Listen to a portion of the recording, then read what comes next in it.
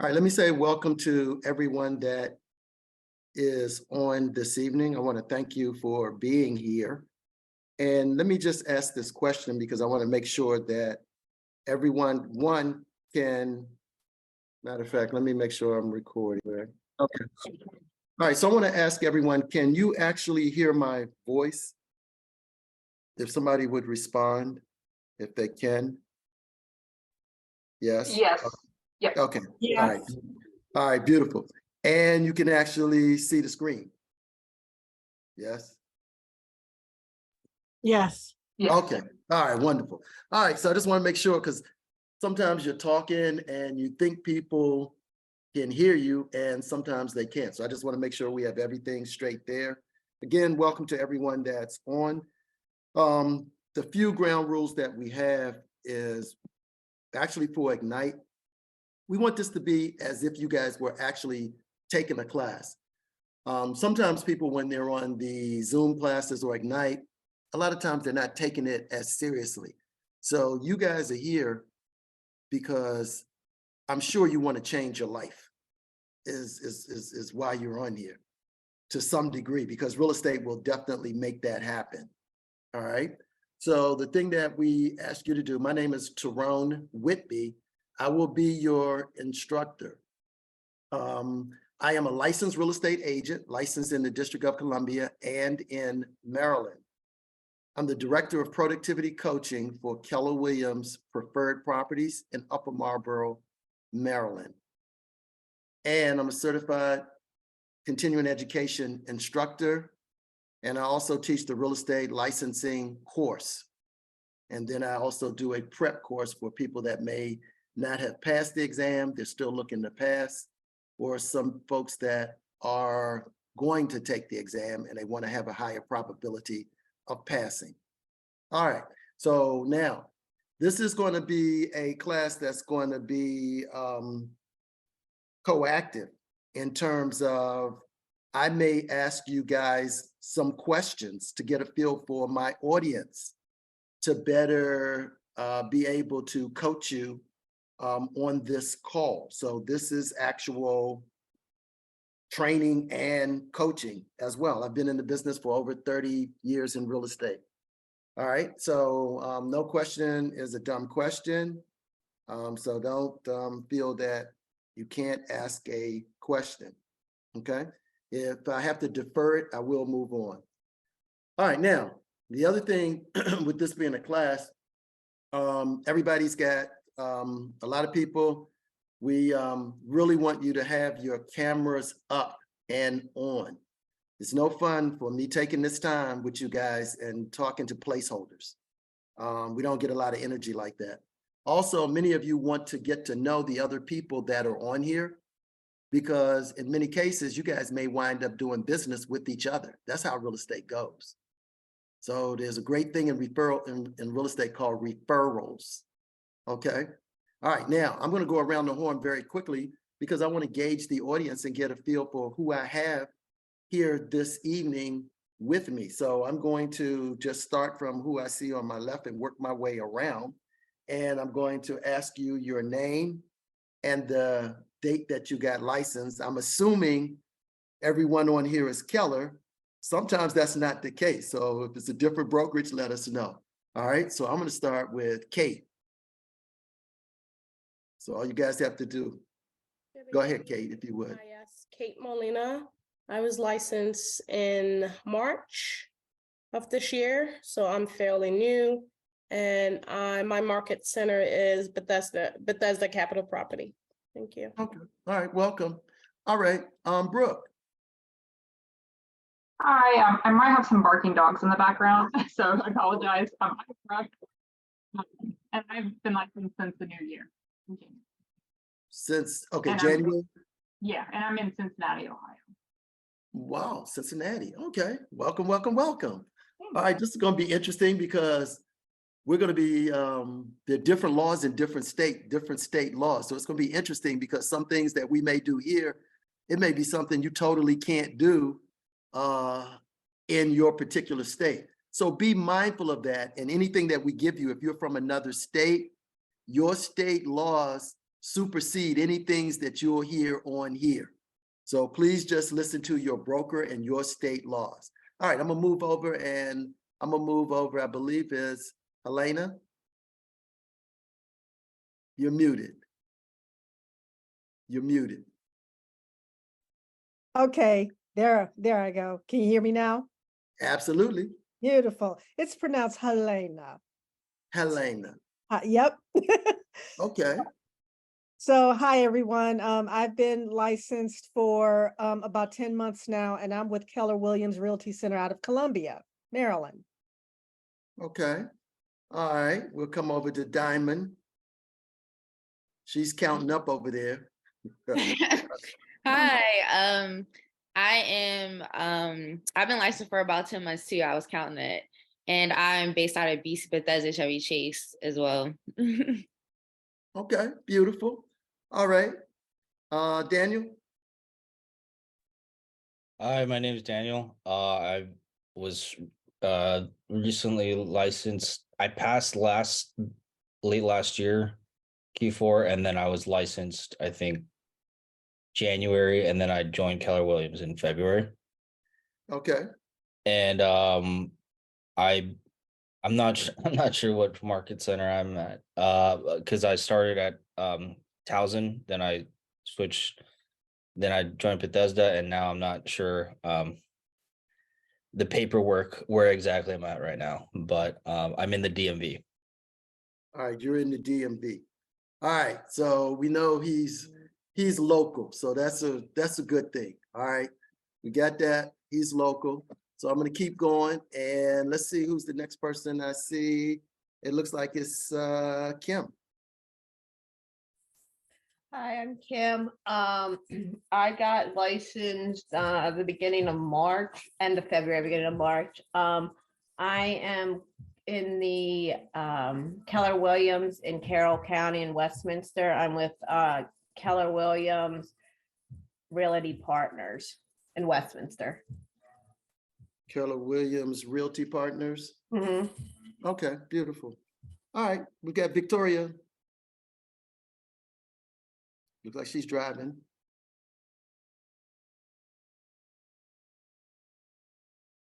Victoria, you're muted. Okay, while we're waiting for Victoria to, okay, you're back. We can see your photo. Just unmute yourself. Okay, while we wait for her, let me go over to Ariel. Good evening, everyone. I have been an agent since January, and I'm with Keller Williams Gateway here in the Baltimore area, White Marsh. Okay. All right. What about Chloe? Hi, Hey. I was licensed end of February, but I didn't join Keller Williams Gateway up in New York until end of March. I went on like a vacation after I got licensed. And Okay. yeah, I'm up in New York and that's where I'm at right now. Okay. Yeah, that's a whole different deal for real estate in New York. Just the roles of the agent, that whole thing, it's a totally different ballgame. Victoria, can you speak? No? Okay. All right. We'll keep moving. All right. So again, I'll be your instructor for this Ignite After Dark. I've taught many of the sessions in Ignite After Dark. We really love to have Ignite in our market center because Ignite walks you through the entire real estate process. I don't know how many other sessions have you made previous to this one. This is session 17. Your next session is going to be session 18 in your student manual. And on that one, that's going to be negotiate offers. Number 18 is going to be the actual negotiation of the offer. Okay. Is there anything in, well, let me just go ahead and I'll just do it this way. As we go through it, if you see something that is something that you have a question on, feel free to let me know. And I'm going to go ahead and just start with the make and receive offers. And let's go with Oh, the other thing, make sure that you have your student manual. You want to have your student manual available to you. So please have your student manual because you want to follow along. So if you're not driving your stationary, make sure that you go to the Ignite After Dark or just go to Ignite and you can pull up or KW Connect and you can pull it up. Okay, it's going to be real helpful for you to actually have the manual. I highly recommend that. So make sure that you have it. All right. One of the things that we want to talk about is we're talking about when we say make and receive offers. This is going to be your first opportunity for your lead generation to have paid off. Typically, the way that you're going to get in a position to even have someone that wants you to write an offer is going to be because of your lead generation, that your lead generation got you there. So this is a crucial phase for you. The other thing that I would say to you, I mean, this is nice that we're talking about this. Again, for you to get to this point, something that's going to be real crucial is for you to make sure that you have actually know what days of the week your real estate business will be open and what hours are your lead generation. That is crucial.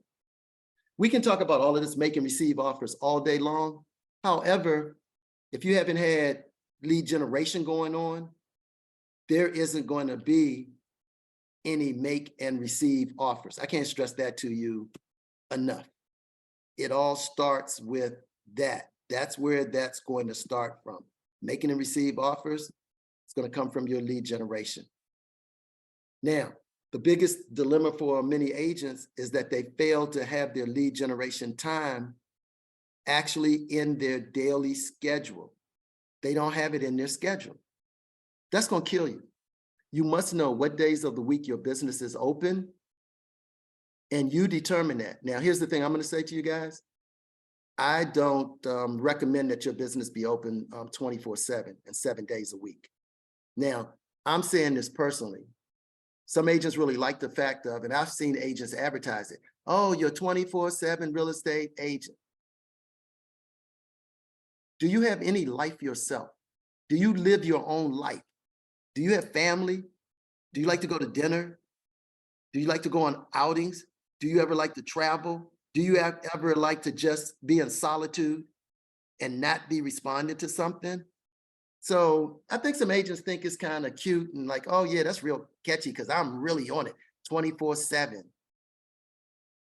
I would probably say if your real estate business has to be where you're operating 7 days a week. Now you can do it should you choose to, but if that's the only way that it could operate, most people don't want to design a business where they have to do that business every day. Remember, you're in a business where you can choose. You can choose to build a business and a life by design. So never forget that of how big this business can be for you.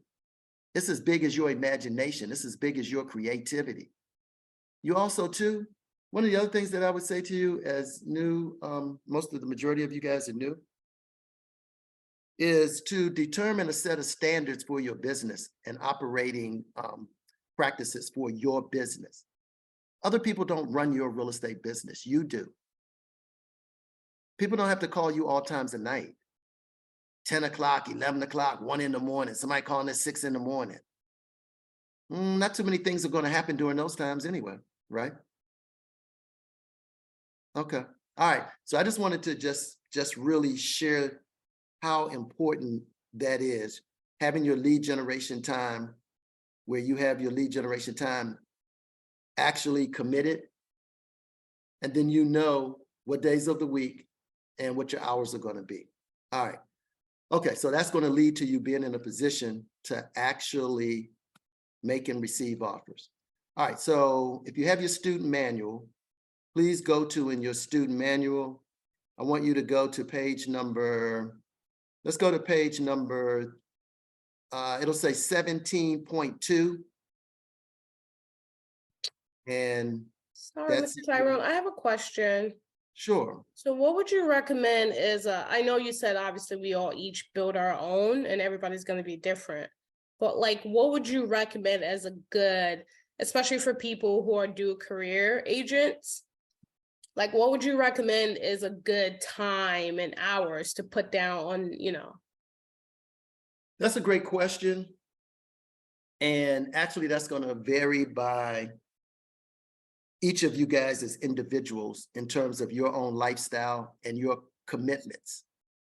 So one of the things, if we look at it, is going to be, some of you have families, some have young children.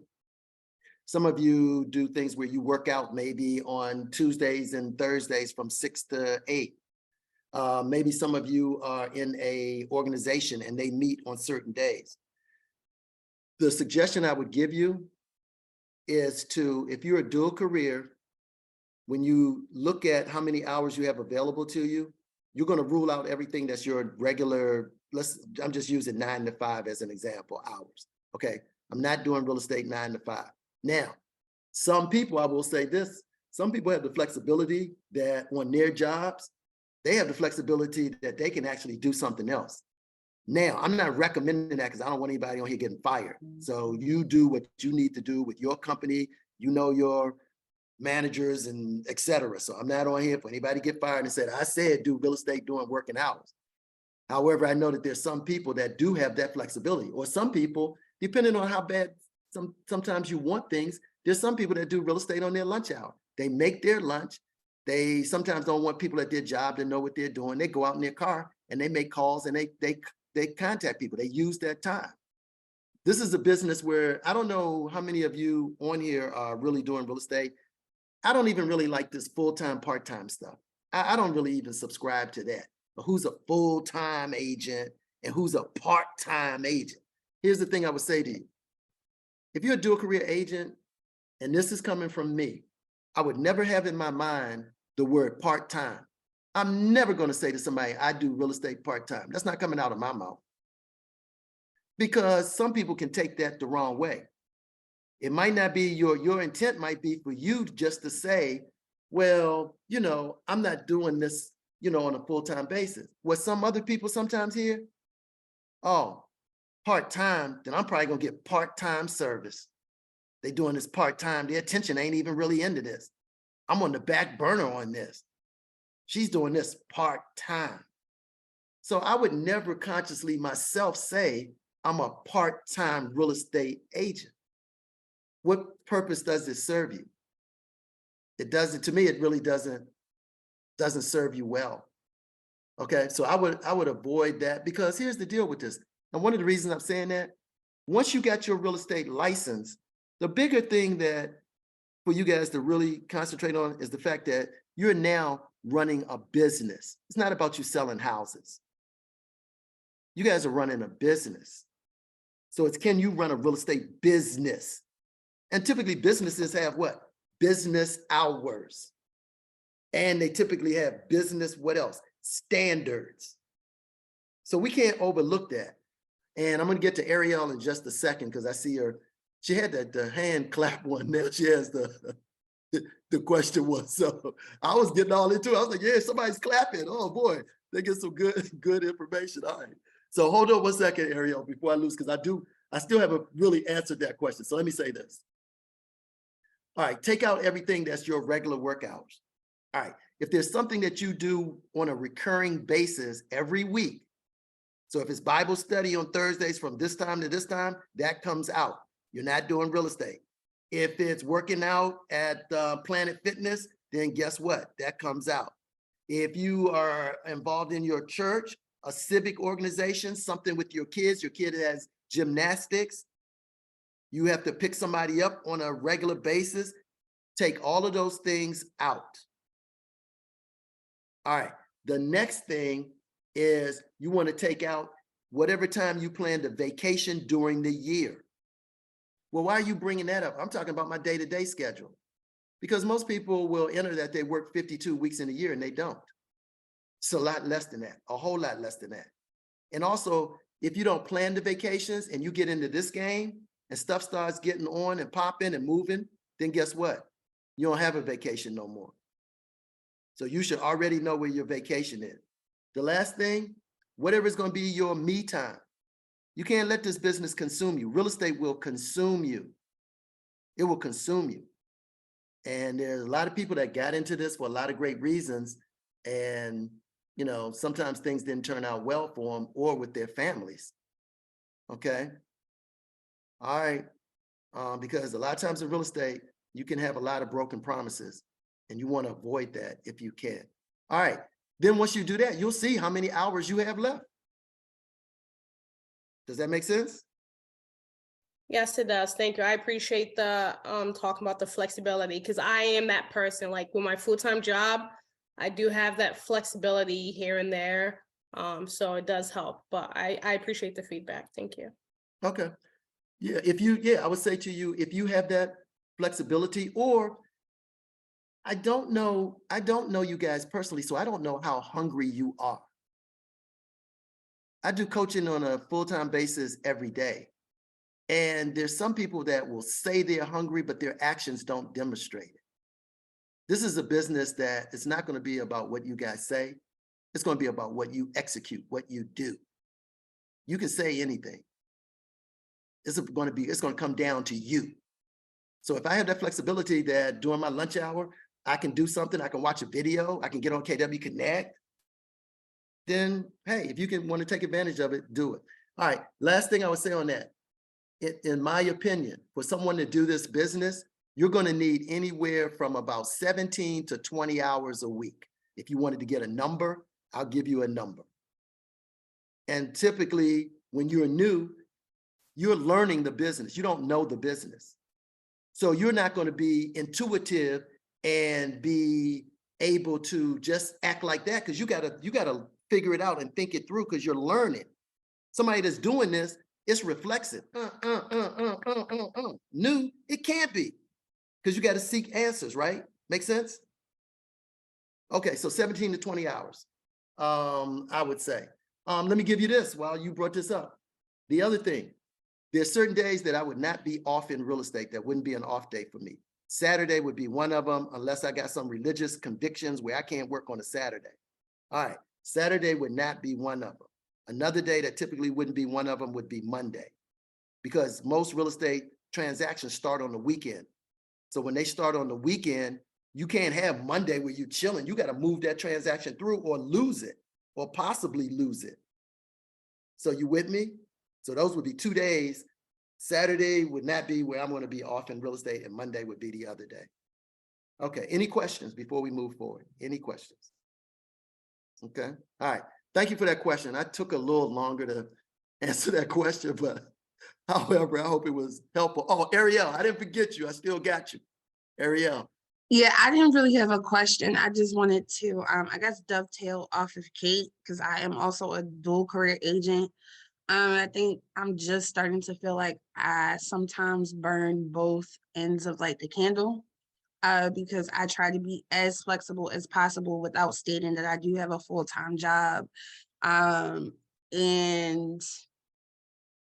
it's hard, it's challenging. So I like that you did give a number, because I think that was the first time I heard that. And I think when I first got into the business, everyone's like, you know, you have to lead gen every day at the same time. And I'm just figuring out like what works for me. So Saturdays and Sundays, typically where I would want to relax, those are the days where I blocked off 4 hours automatically just to lead generate, or I'm doing an event, or I'm meeting clients, you know, where they are at the office. And I'm finding that works for me. It's just the other stuff that occurs during the week. Like someone wants to do a buyer's consult, or recently someone wanted me to do a walkthrough of their home, and this was the only time that they were available. And I know I have vacation. So I get why managing your time and time blocking is so important.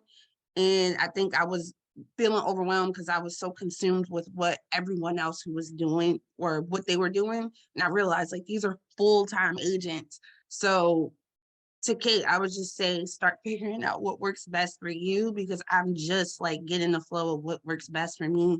And I'm starting to enjoy it a lot more. Like I had a week or two where I'm just like, is this for me right now? You know, just because of everything. Okay, that's a really good statement that you made. And yeah, yeah, set the parameters for your business. Here's the other thing I would say to you guys too, that because the majority of you guys are dual career. And when I was talking about that full-time, part-time thing, I've seen people that are dual career agents that I've seen come into the market center, and they might be in there like maybe I don't know, like maybe 3 hours. Sometimes I've seen people in there maybe 4 hours, depending on what they're doing. Because I know I've had some parents that have kids in school, and I've seen people that are dual career agents that are in the top 10 agents in the market center, and agents that are full-time, so-called full-time agents. They're not, many of them are not in production.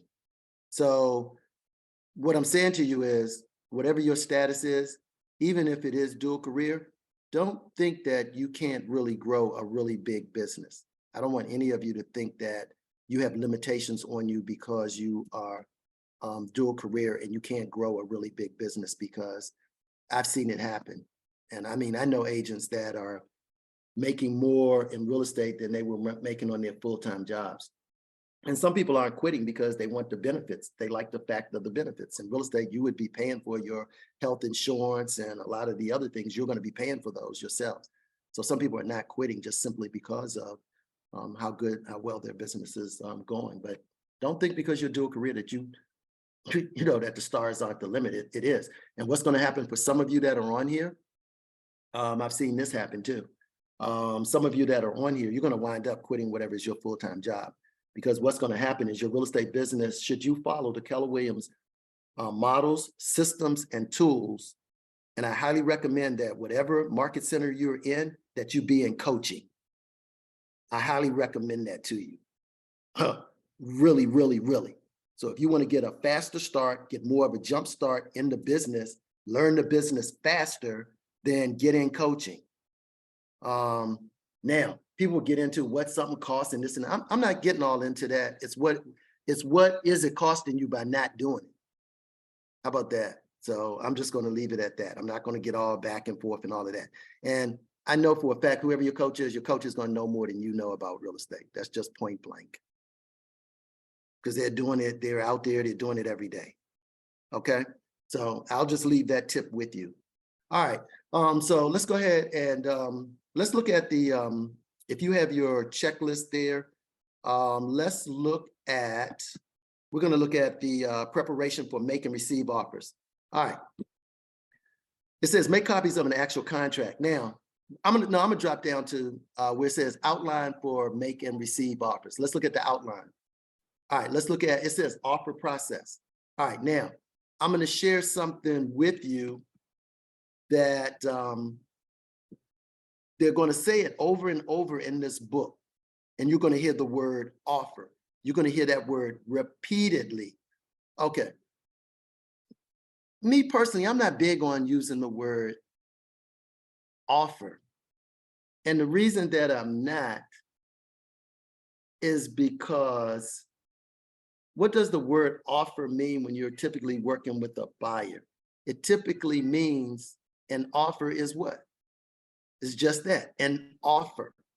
And typically, an offer, typically, if you're using the word offer, it doesn't typically mean full price. Now, depending on your market area, because we have some folks on from different areas and states. Okay, so your market could be a totally different market. It could be a slow market. Your market could be a hot market. Overall, nationally, we know that real estate inventory is down. Okay. All right. So I substitute the word purchase agreement as opposed to offer, because I'm saying to a person that they can just make an offer. And a lot of times that leads to people just making ridiculous offers sometimes, just super low stuff that's never going to get accepted because I'm telling them you can write an offer. So I'm going to say to them, well, let's work on a purchase agreement. Purchase and what? Agreement. Well, let's do an offer. Okay, it's an offer. This stuff makes a difference. And it might not seem like it. It really does, because again, just because you have an offer, it doesn't mean that it's going to get ratified. It don't mean that. So I don't want to do anything to make it that much harder. Because a lot of people that are sellers just don't overwhelmingly just sign off on offers. I mean, there's some friction there. In most cases, there's some friction. So I don't want to do anything to add to the friction, if you sort of get my drift on that. All right. Okay. Let's go to, it says checklist. All right. You definitely want to have a checklist when you receive a purchase agreement. You want a checklist. Okay, coach, why do I want a checklist? Well, the reason you want the checklist is being new, you don't know everything that you need. You don't. And failing to have the right documents, have missing documents, things that people haven't signed off on, can kill a transaction. You went from the possibility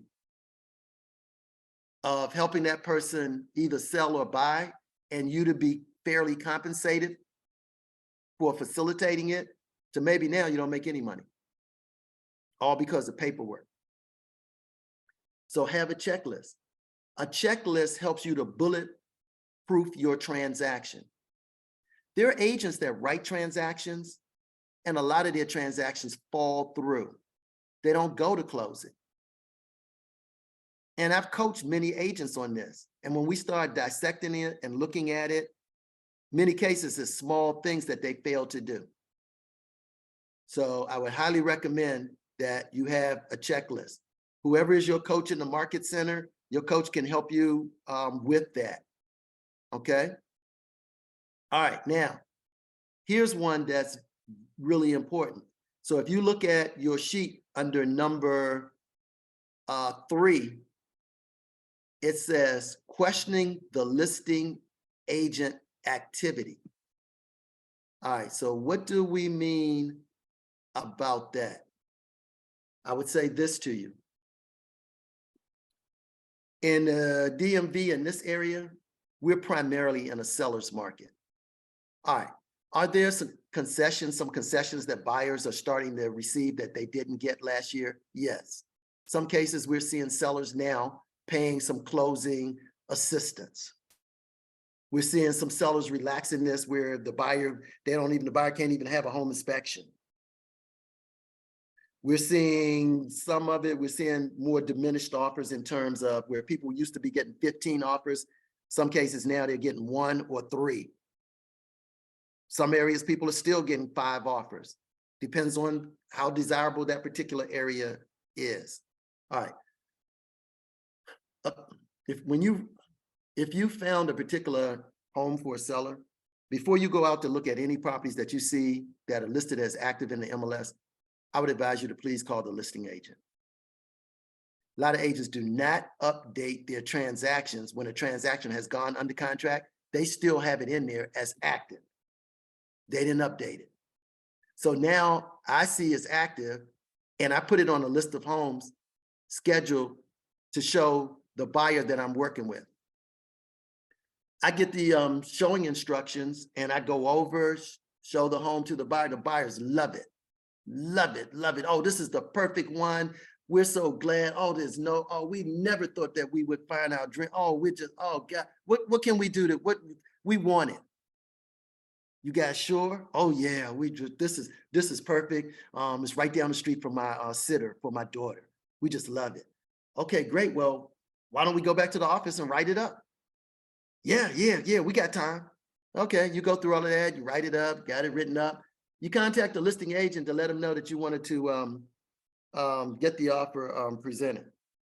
Yeah, hey, this is Becky Sue over at Keller Williams Supreme. Hey, just wanted to let you know that I just wrote a purchase agreement on your property at 234 Meadowbrook Lane. 234 Meadow. Oh, yeah. Oh, that's already under contract. Did I not change it in the system? Okay, now these people are pissed. Because guess what? Any other house you show them is typically never going to measure up to that one in their mind. And think about how much paperwork you wrote up that's going nowhere. Think about how much of your time that's going nowhere. Think about your gas. It's only going up. All because, guess what? You failed to contact the listing agent. You can't take for gospel what you see in the MLS. Always, if you're going to show properties, that property is not going to be shown until I've contacted that agent to see if it's active and available. Now, if I get showing instructions that I can show it, I might take a chance and show it. But before I write, I'm definitely going to contact that listing agent before I write. All right, so what are the questions that we want to ask that listing agent if we're going to write? All right, so one of them is going to be, now two, let me drop this on you while I'm thinking about it. If you're going to call the listing agent and you know your buyer really, really wants that property, one of the things you may want to do sometimes is to say that you have a buyer or you've shown the home and they have expressed an interest, not necessarily that they want it or that they're going to write, that they have expressed an interest. Because a lot of times if you say that they have written or they really want it, then a lot of times that leverage can shift over on the other side to the listing agent. Oh, these people really want it. And then if you give them a lot more information, you know, they were just transferred, they're with the Navy and they were just transferred from the Tidewater area down in Virginia Beach. And her husband, he's a Navy lieutenant and a JAG pilot. And they got their little son, Connor, and Marissa, and they have to be into something within the next, really 2 to 3 weeks. You lost all your leverage. So I have some people that have expressed an interest. So when I say expressed an interest, you don't know what you got. You don't know if you have anything. Y'all with me? Yes or yes? Come on, y'all can respond to me. Come on. We in class. Come on. Yes, Unmute, talk yes, to me. yes. Okay, come on now. This is class. This ain't, I'm just sitting out here chilling and eating some fried chicken and popcorn. We working here. Okay, we working. All right. All right, so on that one, I hope you, thank you. I see somebody got tears on there. All right, so ask that question. The other thing too, you're looking to gain rapport with that agent. All right, there's a little something that's permeating sometimes in real estate where because of agency, in terms of who's representing the seller and who's representing the buyer, in my opinion, there's some agents I think are getting this twisted because they're getting this thing into spinning this into an adversarial situations. So because I'm representing the buyer, don't mean that the buyer got to hate the seller, or because I represent the seller got to hate the buyer. And then I'm opposed to the listing agent and the listing agent is opposed to the buyer's agent. How are we going to get anything done? The seller should want to sell, the buyer should want to buy, and the two agents should want to get paid, right? So this stuff of getting adversarial and go, you got to, you know, some people are feeling they're going up against someone. That's counterproductive. I don't want another agent on the other side to be thinking that we're going to get into some type of opposition. My approach is going to be that you and we're going to join forces so that we can achieve your seller's goal and so that we can achieve the buyer's goal. And our goal as business professionals to be compensated for the meeting of the minds. Does that make sense? Yes? Okay. All right. Because we're not into this to get into fighting people. It's hard to make money when you're fighting someone. You can now send nonverbal feedback. Yes. Slow down. Okay. All right. So we don't want to do that. All right, what else when we're talking about, so build rapport. Now, here's some key questions that I would recommend that if you have the buyer and you're talking to the listing agent, inquire about the activity on the property. Inquire about the activity. Well, why are you saying inquire about the activity? Because I want to get a feel for if they're getting a lot of traffic or they're not getting a lot of traffic. So let's say that I was role playing this with Kate. And she's going to unmute, and I'm just going to role play it with her. So, so Kate, hey, this is Tyrone Whitby with Keller Williams Preferred Properties. And hey, I was giving you a quick call because I noticed in the computer network that you had a listing at 233 Rock Creek Road. I was just calling to see is that property still available? I actually sold that property about a month ago. I just Okay, forgot so don't about- be sold because we got to work with getting you through. Like, I Oh, want you to sorry. get more of the dialogue. I Oh, want you to gotcha. do this, not sold. Okay. Sounds good. Yes, I do have that property available. Are you interested, or do you have a buyer that's interested? Well, great. I'm glad you asked me that question because actually I had shown the property and I had a couple that they expressed some interest in it. And I just wanted to make sure that it was fully available. I'm not sure if they're going to write, but you said it's fully available. Is that right? It is definitely fully available. I do have other potentials that are interested as well, same as yourself. But it is, as of right now, nothing has been signed, no contract has been or bid has been placed in. So yes, it is available. Okay, beautiful, beautiful.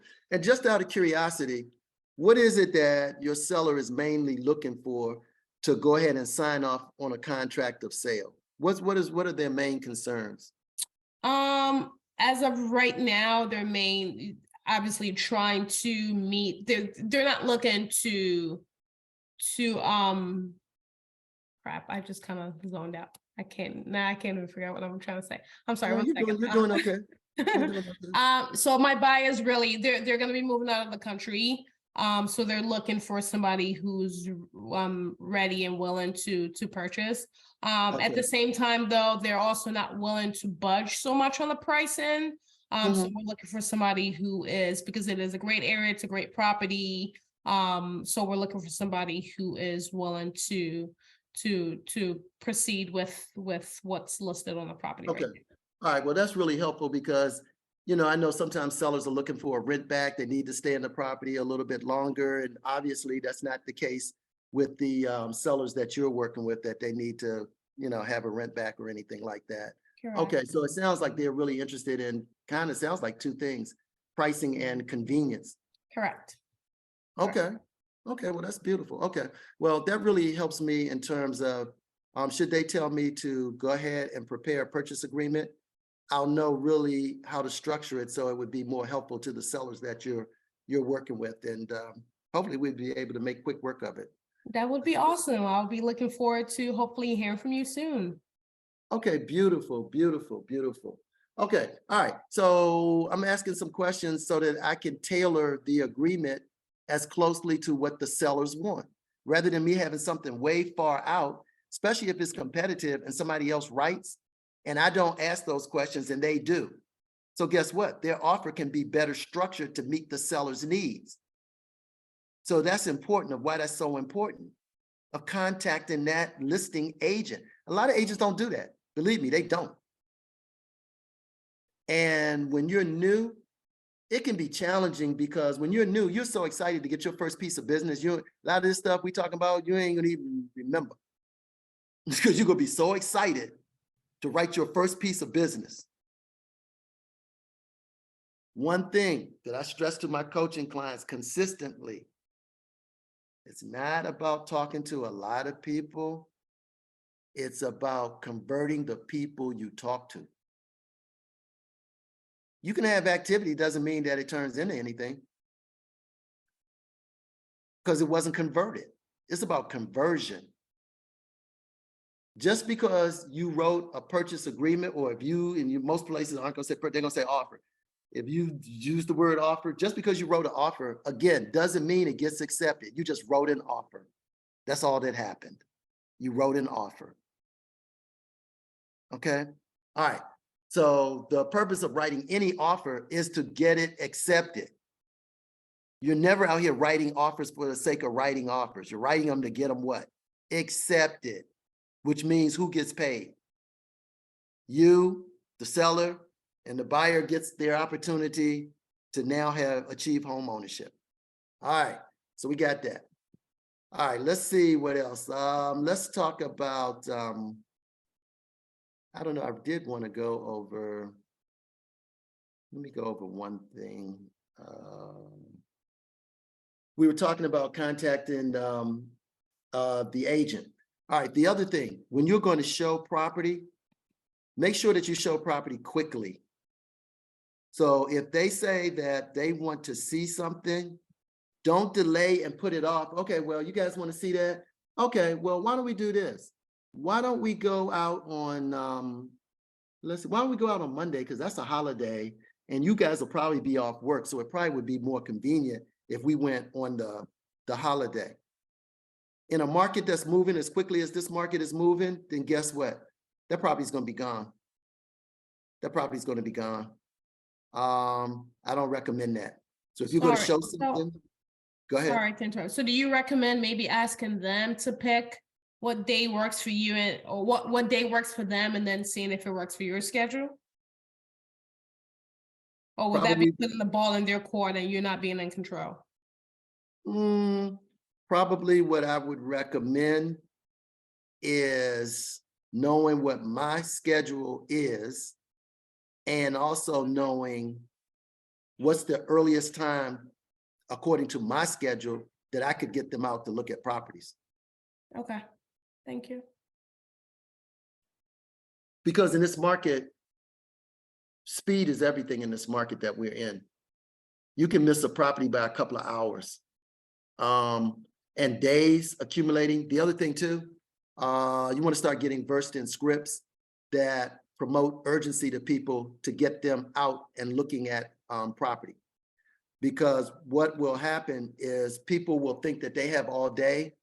People think that a lot of people don't know the real estate market. They don't know the inventory that we have, like a third of the inventory that we had last year. People don't know that.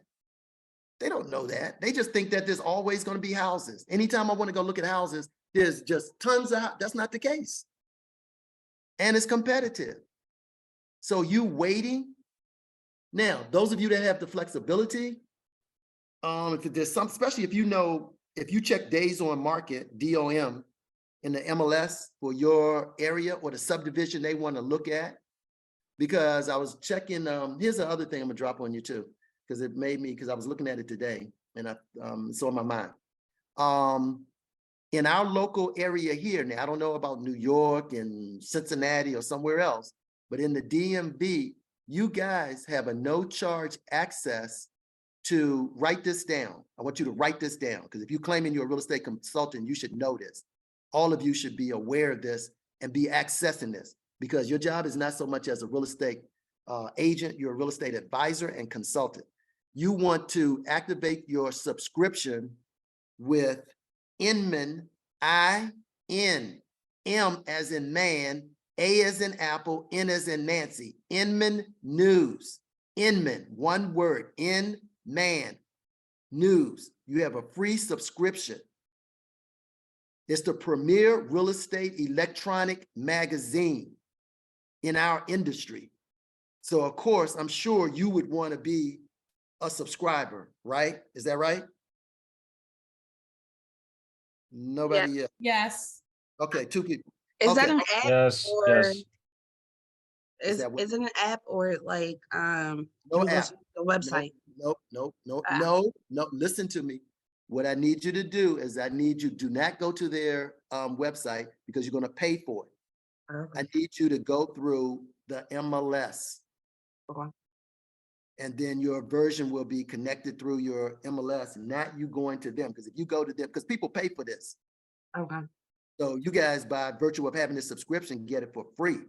So other than this, you would be paying for it. So it's a super valuable tool. I look at it every day.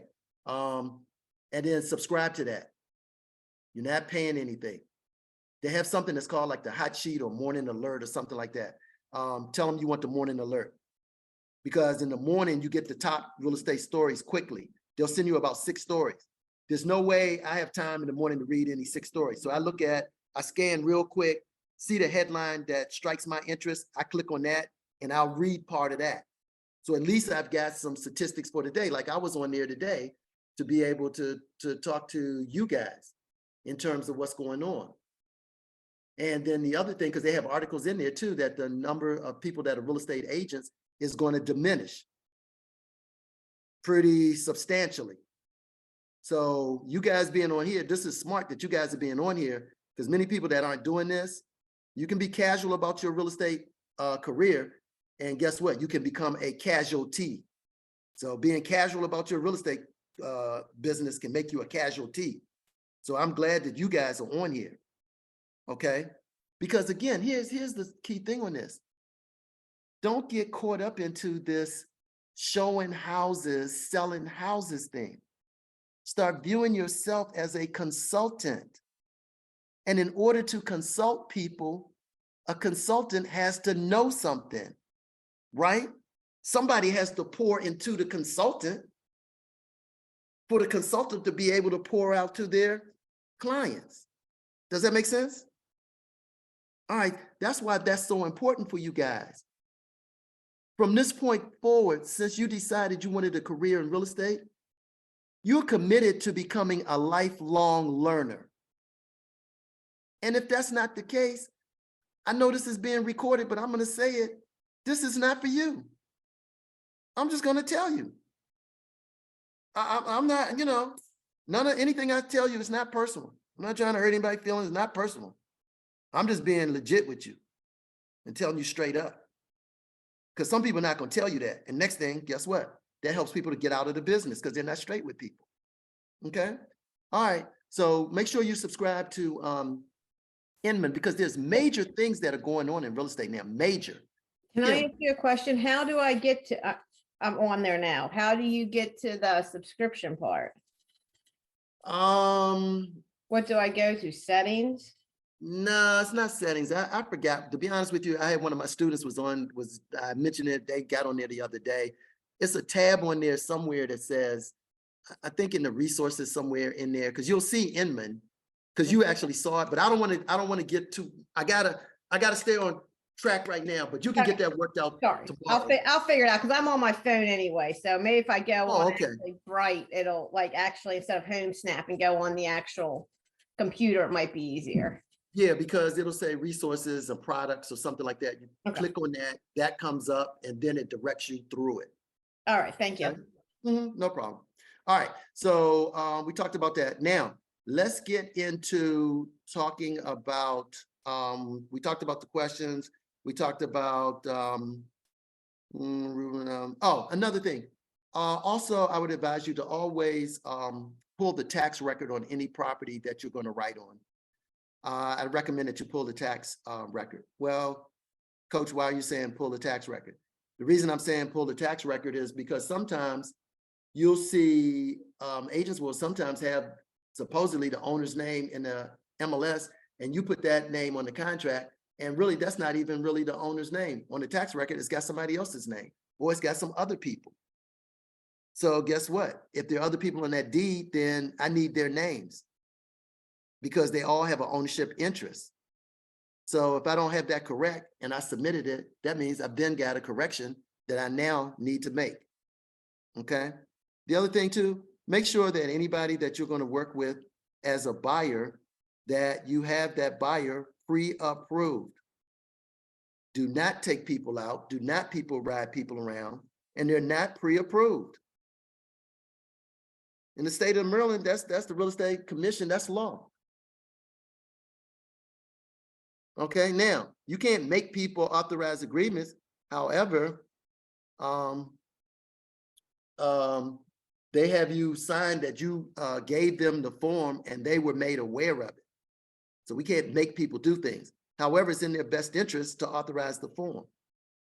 The other thing you got to be careful on, the majority of brokerages, if you take that person out, find them the house, you lined up the financing, you got the title work set up for them, you had the home inspection, you did the final walkthrough, you went to closing. A lot of brokers don't pay sub agents. So guess what? You did all of that. You're not getting a nickel. You're sitting there closing. You're not getting a dime, because that person isn't your client. Why? Because you don't have an agreement that says they're your client. And there are a bunch of agents running around doing this. They do not have people under buyer agency agreements and showing property, writing purchase agreements, working for free, and putting yourself at possible legal risk. Because now you're advising someone that's not your client. So suppose they took your advice that you gave them, they're not your client, and something blows up. Now you're getting sued by somebody that's not even your client. Be careful. And again, if someone doesn't want to do it, you have to be okay with the fact that they don't want to do it and move on because they're not your client. Your standard is everyone that I work with and take out, then guess what? I'm gonna have an agency agreement authorized by them, if that's your standard. And if they don't want to do it, then okay. I mean, think about it. If you went to the doctor tomorrow and you had a doctor's appointment and the lady behind the little glass slides the little glass open and gives you, she gives you the little, what's the thing you had, the paper clip, the paper, y'all know what I'm talking about. The clipboard. She gives you the clipboard and you say you don't want to fill out the clipboard. Are they gonna see you? No. No. Can you call the car dealership right now and tell them that you want them to work on your car tomorrow at 9 in the morning? No. They already got people in front of you. So these places have standards. So you're running a business. So if you're running a business, it would make sense that you would have standards also, right? And if you have standards, guess what's going to happen? You're going to have people that don't want to abide by your standards. Yes or no? Okay. So in other words, they wouldn't be your what? Client. Clients. So you have to be okay with that. That's a good lesson to learn early, because in sales, people think anytime they get an opportunity that it's the right opportunity. No. Just because you have an opportunity doesn't mean it's the right opportunity, especially if it doesn't fall within your standards. Okay. All right. So we talked about making sure the person is pre-approved. The other thing too, on a pre-approval, I'll share this with you. On a pre-approval, don't take for granted just because someone has a pre-approval letter that that person is good to go and you don't do any further vetting. Think about this. Just like there are people that are new real estate agents, new real estate professionals, there's new loan officers. They're so happy that they're getting the first opportunity. Your transaction could be the first one that they would even do. Just like some of you, your transactions, the first ones you're going to do are going to be new. So a lot of times they haven't dotted all of the I's and crossed the T's. They're just happy that they got somebody. So I want to call and I'm ask some questions again. Just like we vetted the listing agent, I call the loan officer. So it'd be like, hey, Lana, hey, this is Tyrone over at Keller Williams Preferred Properties. And I see you're working with a great agent by the name of Kim Kyle. And I'm excited to see that you're going to be putting the funding together. So you and Kim worked together before? Lana, you're the loan officer. Come on, let's go. Come on, let me hear from you. Where you at? Press the space bar, hold it down and talk. Press the space bar, hold it down and talk. Are you talking to Kim or? No, I'm talking to, I see Bake Barker on here. Isn't that Lana? Oh, Helena, you talking to me? Okay. Helena? Okay, I'm missing the Can you H hear on me? here. I don't see it. Helena, go ahead. Yeah, can you hear me? Yeah, I can hear you perfectly. So Okay. have you worked with Kim Kyle before? I've heard great things about her. Yes, yes, I Oh, am. I'm wow. working with Kim. Oh, okay, beautiful, beautiful. Now I see that she's working with the buyers, Mr. and Mrs. Barksdale. And Mhm. just on a scale, Helena, on a scale of 1 to 10, with 10 being the highest, if you couldn't select 7, how good did you feel about being able to get this transaction to closing? I'd say about an 8. I'd say about an 8. Okay, that sounds pretty good. What would make it a 10? Make it a 10 if they were, I guess, for lack of a better word, a little bit more anal about it. Oh, okay. Yeah, They just need to be a little more timely. correct. Okay. So do you have something in place that you think could help encourage that?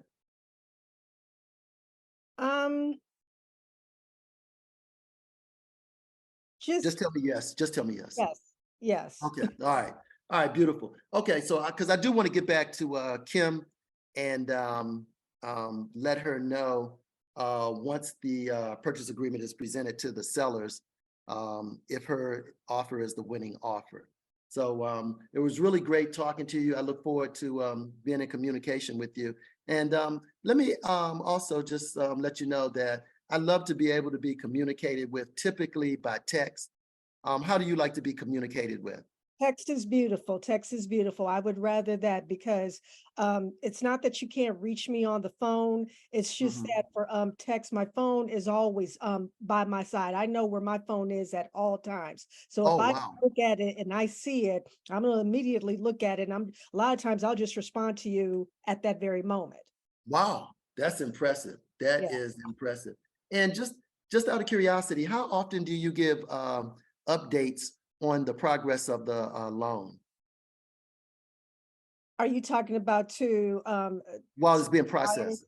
wires in As it's process? going through the processing process. Yes, I basically stay in touch with both the buyers and their agent. I will tell them like if a milestone hits. So they got pre-approved already. Now Okay, you're making the offer. If you want okay, me to send that commitment letter, I could send that to you. And then if there was something amiss, I definitely will get a hold of you. But I look for basically milestones. If I feel that there's any delay at all, then a lot of times I will reach out to you. okay, beautiful. So is that once a week? Yeah, that's fair. That's fair. Okay, I just wanted to just make sure that, you and I are operating on the same Mhm. wavelength, that's all. Yes. Okay, all right, so look, I'm excited and I think we're gonna have a beautiful transaction. If there's anything you require of me, please text me and I'll make sure that I get back with you promptly. And let's go ahead and get this done. Yes, let's close this deal. All right, have a beautiful day. You All too. right, okay, so in that exchange, I'm not trying to fight with the loan officer for the buyer. Mhm. I'm not trying to do that. I'm Okay. trying to get an idea of how solid are these people. She's telling me they're an 8. I asked her what would make it a 10. Mhm. So anytime somebody gives you something that's less than 10, just go back and ask them the question, well, what would make it a 10? So I got additional information by asking her that question because she said they're a little bit anal. Mhm. So I said, oh, so maybe they're not doing things and yeah. Well, what could we do to speed that up? Do you have anything in place? Because she's giving me something that could be a problem off the break. So it sounds like they're qualified, but they just may take their time or they just might look at every little thing and it's eating up time and they're not moving quick enough. So I hope that you guys are picking up the value of contacting the loan officer. Sometimes when you ask that question on a scale of 0 to 10, with 10 being the highest and you couldn't choose 7, how good do you feel about getting this to the table? Probably a 5 or a 6. What? How do I even have a letter if it's a 5 or a 6? Believe me, you can have a letter for people that are 5 or 6. Don't think every letter you get that's a pre-approval, these people are 10s. So this is why it's so important for you to vet whoever that particular buyer is. Just don't take because somebody's got a pre-approval letter that also someone could there. Yeah, that they are yeah, somebody made a comment too. That's it. And a lot of agents will never call. They won't call. Now, think about this. Suppose you had multiple offers on a property.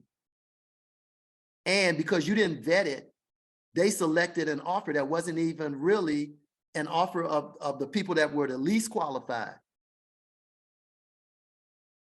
And now they lost the other offers they had. Mm. You think those sellers gonna be happy with you? If you're on the listing side of that? No. Okay. All right. And two, I'll say this to you.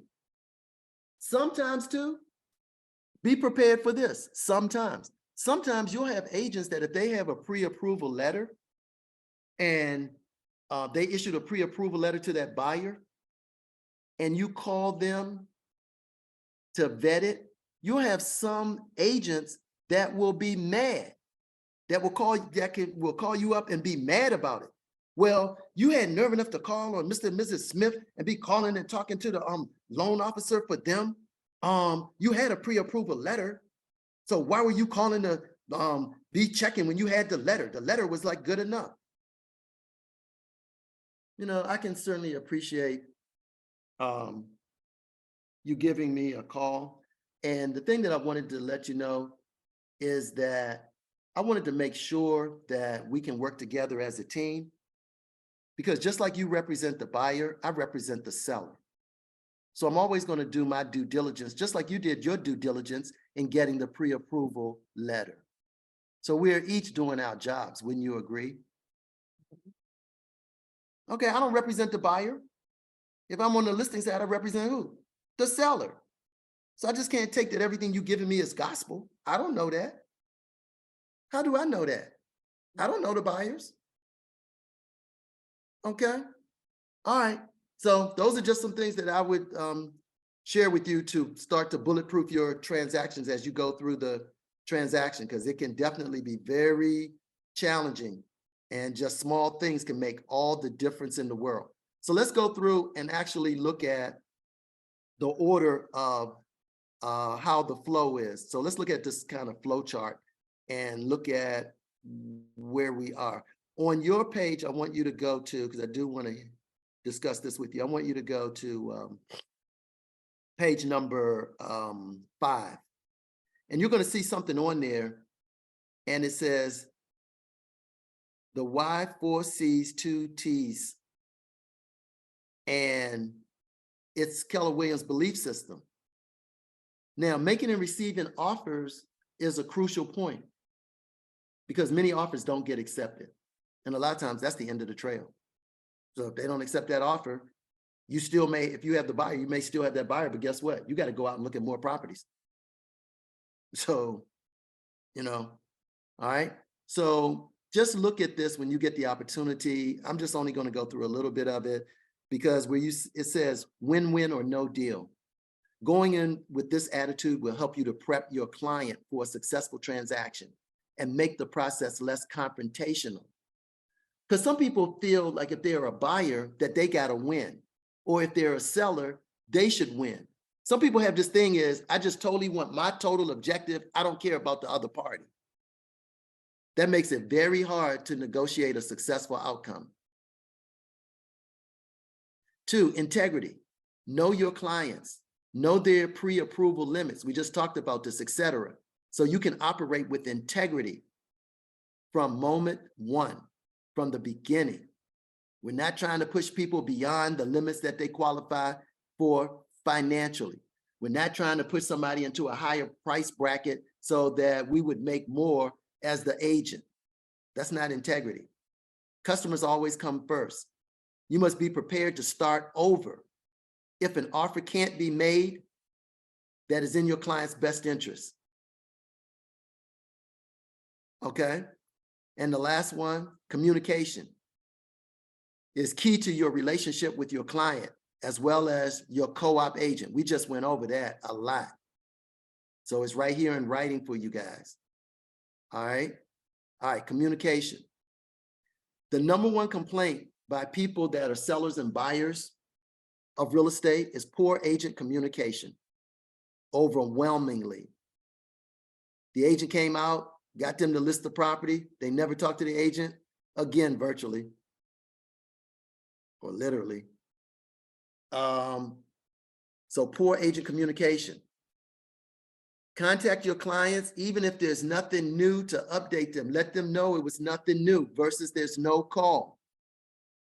The other thing, in this business, you can get fired. Just because you're working on a transaction doesn't mean that person can't fire you. You can get fired.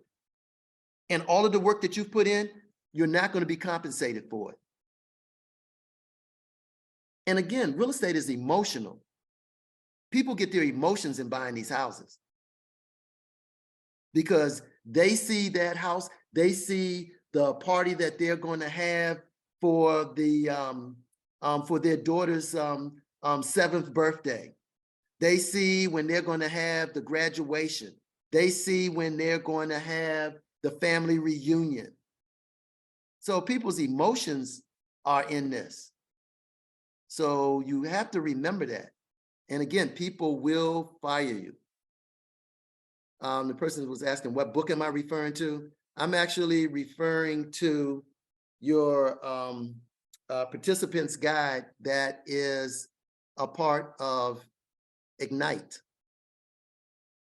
For someone was asking. So it's your Ignite. So if you go to Ignite and you go to your student material, you can pull it up from there. Okay. All right. Now, you guys have it. Why I'm not sharing the screen is because most of you have it unless you're driving or something like that. So for right now, I'm gonna keep pushing because the print on this stuff anyway is like super small. And if you're trying to, so I'll just keep going. All right. So we talked about making sure that it's a win-win situation for all parties concerned. Okay. All right. We don't want to make it adversarial. Okay. What else is next? Let's go back to, it says like, there's a quote, and the quote says, I like to think of sales as the ability to gracefully persuade, not manipulate a person or persons into a win-win situation. So we're not trying to manipulate anyone. All right, now let's get into the offer flow process. Okay, so let's get into that flow process. All right, in your book, and that is on page number 8, and it explains the offer process. And the process is in your participant guide, which is page 8. Okay, all right. So what emotions do buyers and sellers have at this stage of the process? You're now to the point that you have written an offer. So what do you think would be some of the actual emotions that people would have? Anybody that's out there. What were your emotions when you were a buyer? Nervous. Okay. Nervous. Okay. What would cause that? What could cause that?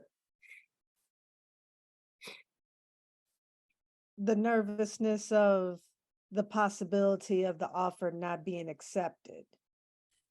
That's a good one. Okay. How about excited?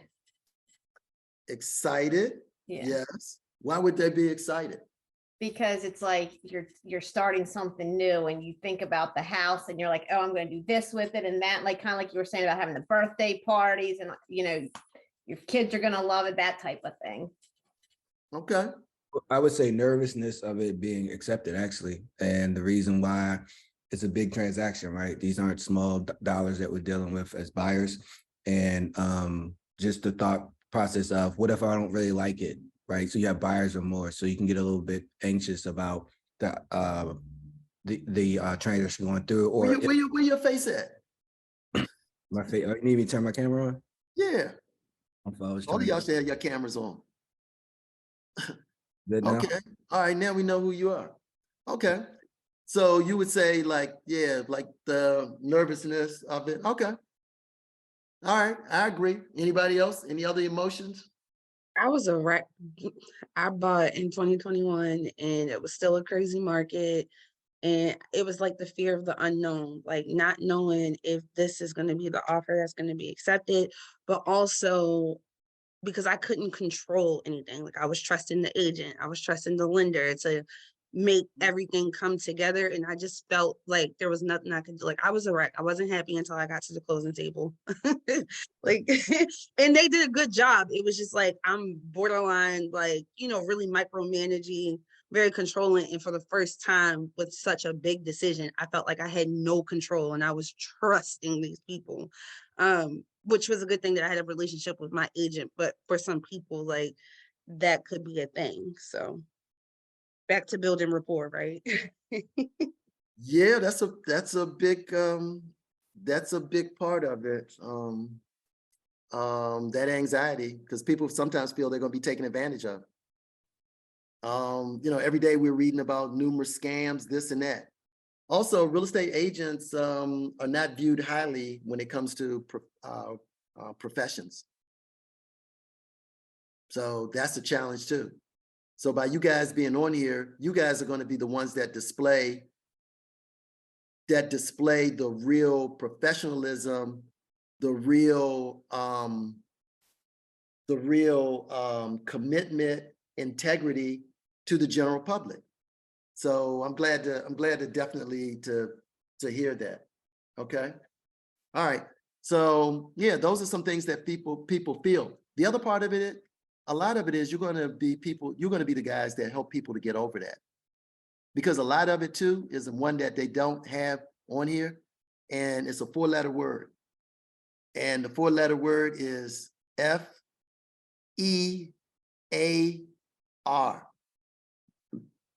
Fear. There's a lot of fear with that.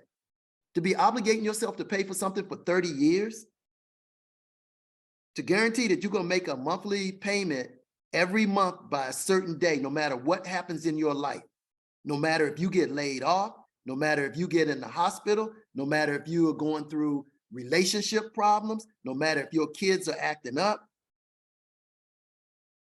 That's some fear. And think about it if you're a first-time home buyer, how fearful it is. Not like you've bought 1 or 2 or 3 houses before, right? It's a little more demanding, a little more challenging. Okay. All right. So so we've got the buyer makes the offer. Okay. And we already went through some things that you guys should do before you even write that.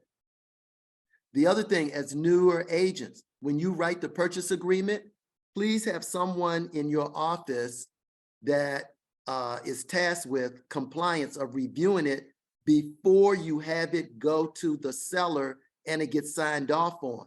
Because at that point, it's signed off on, it's too late. If there are any mistakes, they've been agreed to. Something I heard earlier this week that will stick to me forever. And that is that the offers that win are not necessarily the ones that offer the most money. The offers that win are the ones that are the prettiest. Meaning it's complete, there's nothing left out, all of your T's are crossed and your I's are dotted. That's good advice. That's absolute good advice. There's a point where we're going to cover that a little bit too. However, I don't know. I'll just go ahead, since you went there, I'll just go ahead and piggyback on what you just said, Helena. All right. So a good thing to do when you write a purchase agreement, and it's in your participant guide, is to make sure that you do what's called like a cover sheet. The cover sheet will give the details of the purchase agreement. I'm not a fan of the word offer. I just don't like offer because it's vague and it can just lead to lower amounts. But anyway, have a cover sheet. The cover sheet would have things like this. The cover sheet may have on it, it'll have the date that it was written. It will have, sometimes you want to be careful earlier on of necessarily people's names. Sometimes it may not even have the person's name on it. Because there are things that you have to be wary of, because you got to always stay in compliance with fair housing as well. And there's some discriminatory practices in the marketplace that are going on, because there are people that discriminate against transgender people that discriminate against someone that's gay, someone that's Hispanic, someone that's Black, someone that's Jewish. So a lot of times people will look at names on things and then determine from the name, oh, I don't want that offer. I don't want to get that offer because of the name on things. All right, so I'll probably have on there what type of financing they're getting. FHA, VA, conventional. What is the amount that they've written the purchase agreement at? What day do they want to go to closing? Who is the title company? The amount that they were pre-approved for. And sometimes you got to be careful with pre-approvals, because let's say that the house is, let's say the house is 450,000.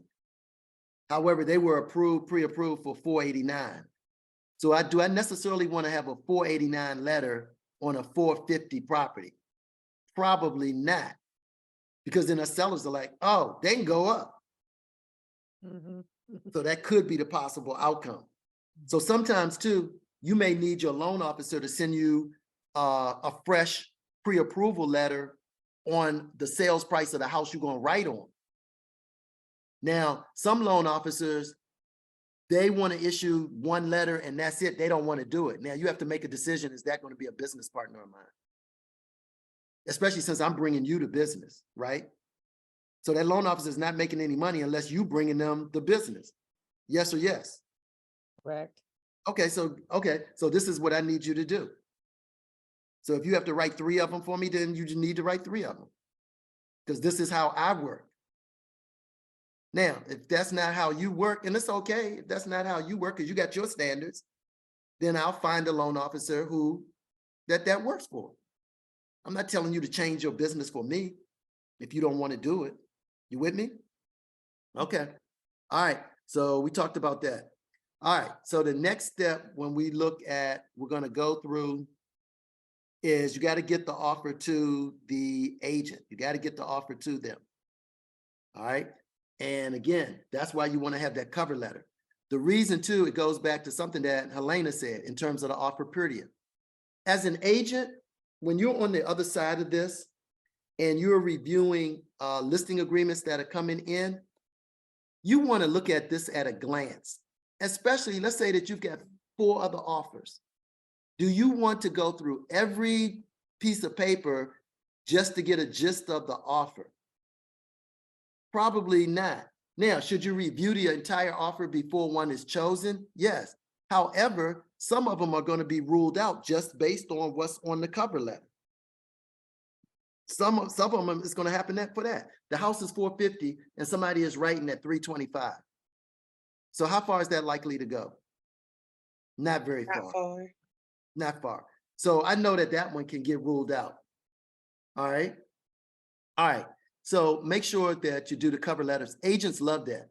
The other thing too, typically if you have a nice cover letter, as an agent, it's going to make me think that you're probably thorough. One thing in real estate, and I've said it at a class I was teaching last week, unfortunately in real estate, when you do some real estate transactions where there's a listing agent and a buyer's agent, let's say that you're the buyer's agent. In some transactions, you're going to wind up, and I think it's kind of sad, you're going to wind up having to not only do your side of the transaction, but also doing the listing agent's side of the transaction or the buyer's side of the transaction. That's sad. Because unfortunately, in this business, there are people that are not going to do what they're supposed to do. Now, am I going to lose my real estate brokerage? Am I going to lose my professional fee? Am I going to lose my fee for service because another agent failed to do what they were supposed to do? Because I may have to do that within reason. Okay? But I got to remember who I'm representing. Or I may have to make sure that they're doing what they're supposed to be doing or the transaction falls apart. Transactions don't magically go to closing, don't magically go to settlement after you write them. Writing the transaction is about 25% of it. Getting it to closing, that's where you make your money, not writing it. You make your money getting stuff to settlement. Yep. Okay? So if you got a nice cover sheet, agents love that. It just makes it easier on them. And if they have a question, they'll call you back. Okay? All right. We talked about the cover letter. What do they have that's next on here? Let me see. Seller responds. Okay. The seller can respond in 1 of 3 ways. Here are the 3 ways the seller can respond. The seller can accept the offer. The seller can reject the offer. Or the seller can counter the offer. Well, coach, what is a counter? Technically, it's not technically, legally, a counter is a rejection. And what is a counter? A counter is where someone changed anything from the original terms. Give you a quick example. Seller wants to sell the house for $400. The buyer has their agent write a purchase agreement for $375. All right, so the buyer countered the seller's list price of $400. The buyer offered a change. That's a counter. So in other words, the buyer rejected the seller's list price of $400,000. Okay. Okay. All right. Any questions on that? Okay. All right. No questions? Okay. I have a very quick question. Do you have to follow the standard state or Maryland forms when submitting the cover letter and the rest of it, or can you put your own style and formatting on it with like Keller Williams branding? Like, can you make it more like put more eye candy on it? If that makes sense. On the cover, That- yeah, on the cover letter, you can. The cover letter is however you designed it. You just Okay, want to does make that sure. Go ahead. does that ever affect anything, or is it just have everything like When you just say affected, when you say affect anything, how do you mean when you say affect? Like what? like because Helena was saying cross all your I's dot no, I'm sorry, cross all your T's, dot all your I's. Mhm. But and then on top of that, having all the numbers check out, if it just having a extra level of presentation and design, does that ever help anything, or is just that overdoing it? That's a good question. I would say, Daniel, to that, with you guys getting into business, just make sure that whatever you do, that you get it, that it's always approved, no matter what it is. Just make sure that it does get approved by your broker. That way you can't go wrong. So sometimes you can think of something that's creative and you think it's the world's greatest thing, but maybe the broker thinks this is a little, I don't know, I got some reservations on this. That way you never go wrong. However, in real estate, the beautiful thing about real estate is you have the latitude of being creative. It's a great business for being creative. So your cover letter, the way you design it, long as it's in compliance, you could have some extra, bells and whistles or design, because you guys are building your brand. So I want my pieces to be consistent. Whatever I design is going to be consistent with everything else. So yeah, but have your broker take a look at it. Okay. Is that good? Does that answer your question? Yeah. Okay. Thank you. Okay. All right. Now, when we're talking about contract forms, make sure you're always using your state forms, not other forms, not something you got off of at Staples, some sales contract from Staples, some agreement from somewhere else. No, use state forms, because those forms have been written by attorneys. Okay. Now, one of the things too that agents constantly say too is they're going to say, oh yeah, because this weekend, I'm going to write a contract. Well, I wrote a contract yesterday. All right. Be mindful of the fact that as an agent, and it's said all of the time, you're going to hear it in your office consistently. You're going to hear it in real estate all the time. Yeah, I just wrote an offer. I'm going to write an offer. I'm going to write a contract. Yeah, I wrote a contract yesterday. As real estate agents, we don't write contracts. The contract was already written by the attorneys. You wrote an offer, you wrote a purchase agreement, but you did not write a contract. And it's said every day. And people in high positions will say that to you because it's just used all the time. I wrote a contract, I'm gonna write a contract. The contract was already written. You couldn't have written the contract. Now, it might seem like a small thing. I'm just giving you some things from my years of being in the business and just sharing some things with you. Because a lot of this stuff, you don't want to seem like a rookie. And certain things, they can smell the rookiness off you by some of the stuff you do. So you want to be careful in terms of how you portray yourself and your image and how you come across. Okay. All right. So they were talking about preparing to write it. We went through that of what you need to do there. Should be no problem on that. All right. Now, on it, you want to make sure, because we talked about some of the components. All right. So you would have what the person's earnest money deposit is going to be. All right. Look at for your area. What's typical for your area? What do you see? Now, it can be any amount. However, we typically know the lower the amount, many times sellers don't think that the person is serious. The higher the amount, a lot of times it catches eyes. Okay. because the market right now is competitive. All right, what else do we have? Yes, go ahead. Typically, the earnest money deposit, isn't that typically about 1% of the listing price? Yeah, it can be. I mean, what you used to see all the time back in the day was people was always like pretty much $1,000, $1,000. So now, you know, yeah, typically the sellers in the area that we are in, they typically are really take notice of earnest money deposits that are 2 to 3% of the list price. Good to Which know. would you prefer? Good to know. I was just curious. So if you say 2 to 3%, the property is 400,000, what are they probably gonna say? They're gonna probably choose 2. Well, 2% on 8,000 on $400,000 is $8,000. So that's a decent deposit. I mean, EMDs you're seeing out here now, I've seen EMDs of $50,000. People want these properties. Yeah. So think about it. If you were a seller and one person had an EMD of 2,500 and somebody had one of $50,000, which one are you more than likely going to slant toward?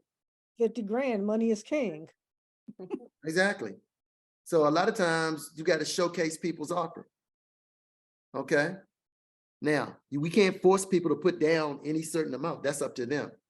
However, we can let them know what we're seeing or what could possibly help them. Right? Good to know. Okay. All right, we're going to keep going. So we talked about EMD, financing terms.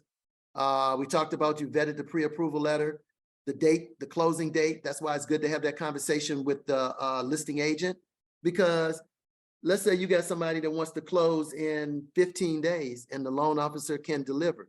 Well, these particular buyers, their place isn't going to be ready for 45 days. So now I've written an offer with 15 days in it.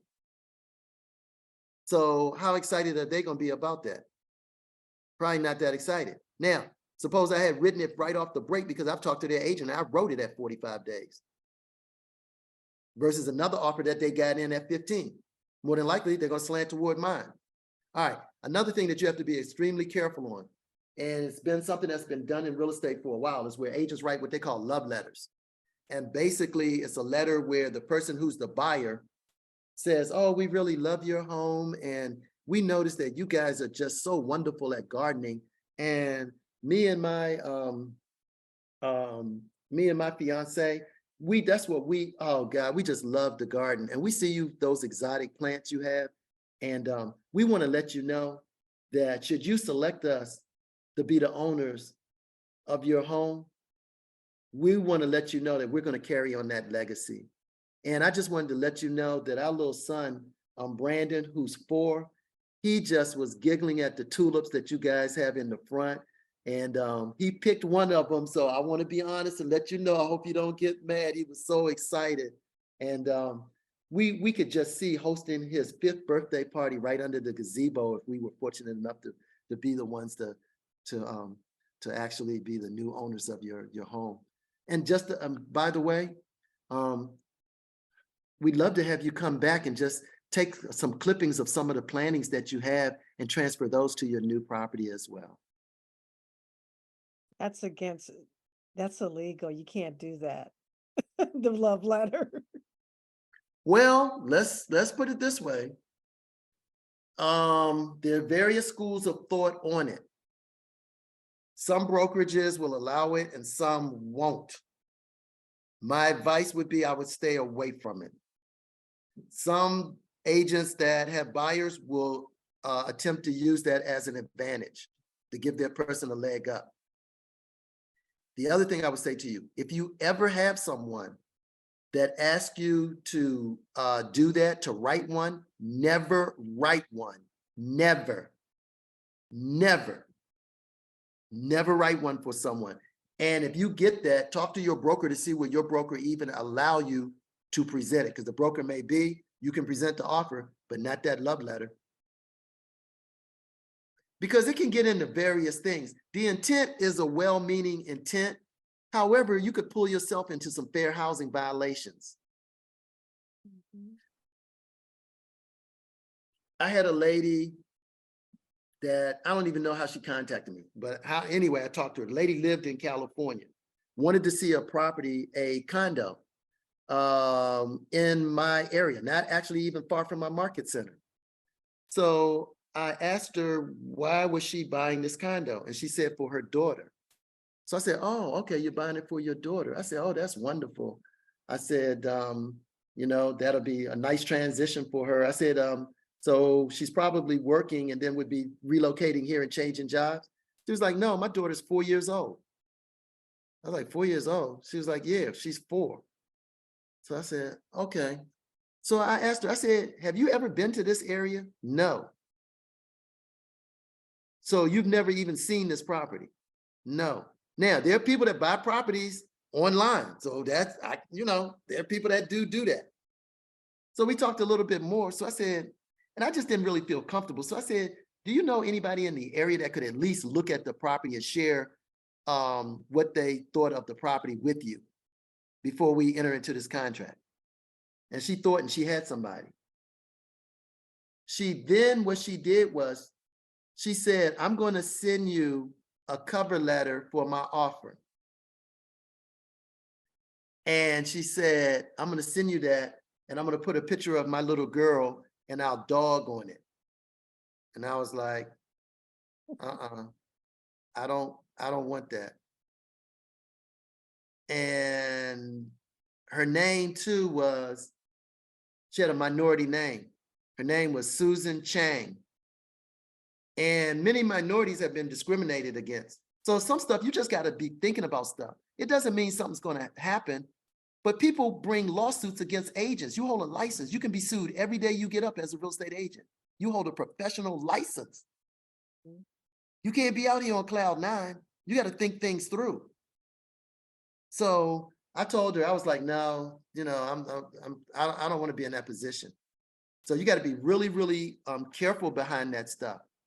Because they had a case of an agent that did that. And the listing agent had one other offer. And the agent asked, could they get their offer in? And the agent said, yes, I'm presenting at 6 o'clock this evening. The agent went back to the buyers and told them that, yes, he could get their offer in. He submitted their offer and it was presented to the seller. And when the seller looked at the first offer was like way under list price, contingent upon the people selling the house. Earnest money was like $2,500. The last people that wanted their offer submitted, their offer was something like $25,000 above list. They had a $25,000 EMD deposit, could close in 15 days. And when their agent put their offer down on the table, the seller picked it up. And before he even got through the terms or any of it, said, I'm not accepting that offer. And their agent was like, well, wait a minute. This offer is way better. It's $25,000 more. You got a $25,000 EMD. They want to close with you in 15 days. These other people are contingent. And the seller said, I'm not selling my house to no male gay couple. Wow. There you go, fair housing. There you go. Because it's a cover letter with a photo, because it was the two guys together with their dog, embraced with their dog. Seller was like, absolutely not. Then the agent that was the listing agent actually went, because when that agent called to check on their offer to see had it been accepted, he said no. And they said, well, wait a minute, we had a $25,000 EMD. It was over list price. Why? Well, the seller said that they didn't want to accept an offer from a male couple. Come on. So it's just little things that sometimes you don't think of how you can get in serious legal jeopardy. Because of course those people sued and you know they won. So that ain't even in doubt. But my question is, how do you go about, like, if your seller is adamant that they're not, like, say they just pick up something because of a name or something like that, what do you, I mean, like, how do you go about that? Like, I mean, you can say, well, you can't do that, but I mean, ultimately it's their decision, correct? Like, how would you, like, Like Well, you let's can't be do- like, well, let's- no, you have to do this, but like, if they're like, oh, I don't, that name, I don't, if they have some kind of, you know what I mean? Like just No, some. I'm with you. I'm with you. So let's say they say, well, we looked at the offer and the last name on this is, we see the name is Lupe Rodriguez. They must be Hispanic. Or we see the name is Daniel Chung. They must be Asian. Or we see it's Willie Jackson. That's a black name. Or we see is Hezekiah Silverstein. Oh, that's a Jew. So if someone is saying something like that and making generalities, then guess what? As an agent, I'm no longer doing business with you because I don't do that type of business. So I don't do discriminatory business to get paid. So guess what? You're not my client at that point, because I don't even want it on record that I know that we had this conversation, and if I continue to represent you, you're going to do it on the next person. So it's saying I'm agreeing to continue with you to discriminate racially. It could be religion. Oh yeah, because that's the guy that came over here and had those sandals on and had that turban on, right? They probably Muslims. I ain't down with no Muslims. Nah, I'm not accepting nothing from no Muhammad Sheikh Avira. I'm not doing that. And I'm gonna keep representing that person and lose my license, have my license at risk over some money. No, that's not, my brokerage doesn't operate that way. And we treat all people equally and fairly. And that's the same thing that I represent, which is integrity, which I was hoping that, you would want that in a real estate professional. So are we gonna be discriminatory, or are we gonna be open to all people? And if the answer is no, then I'll need to decline this listing. Good. I like that answer. I like that answer a lot. Yeah, I mean, they're really doing it because you want to keep your license. And in real estate, we're working with all kind of people. So I'm gonna, I can't allow a seller to discriminate against a certain group that I could work with. Especially, and remember, the offer that's being presented is from someone that's qualified. They're not unqualified. Your question is a good question because people will say that to your face. Yeah. Your question is a good question. So just be mindful, there's sometimes when you have to walk away from business because it's not good business. Okay? Yeah, All right. thank you. Huh? I said, thank you. Oh, you're welcome. All right, so let's see, we talked about that. Let's talk about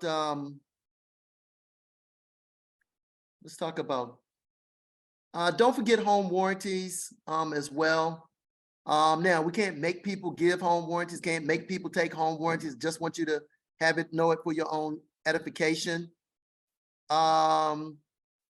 Look at properties when you go inside of them and look and see what you think the condition is. You're not a home inspector, but if there are obvious things that need work, then guess what? The appraiser is probably going to catch those things as well. So be mindful of that. All right. After you've written the purchase agreement, talk it through with that potential buyer. Okay, talk through the terms, talk through the details, the price, the closing date, any inspection contingencies, anything that conveys or may not convey in a property.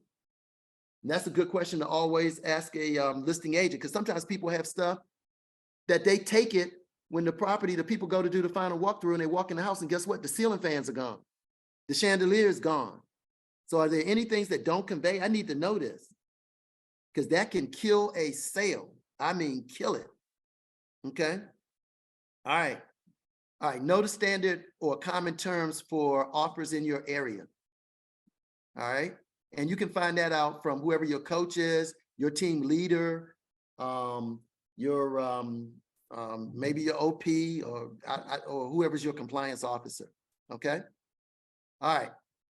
Let's see, we talked about the checklist. Let's see, let's move into actually the receive and review the offer checklist. All right. So if you're on the other side of this, let's say you're a listing agent, you have to then vet that offer that's coming in prior to your presenting it to the seller in terms of what are the terms? What is the EMD? When do they want to go to closing? What is the type of financing that they have? Are they asking for any closing assistance? Okay. All right. So always review the offers and check with that loan officer to see how solid are these folks. Okay. Check that to see how solid are they. That's very important. You don't want to be embarrassed. So be careful. All right. Any questions on any of this thus far? Any questions on any of this? You're calling the loan officer to see how solid the buyers are in terms of just making sure that the chances of them actually being approved for that mortgage is high. Is that what you're saying?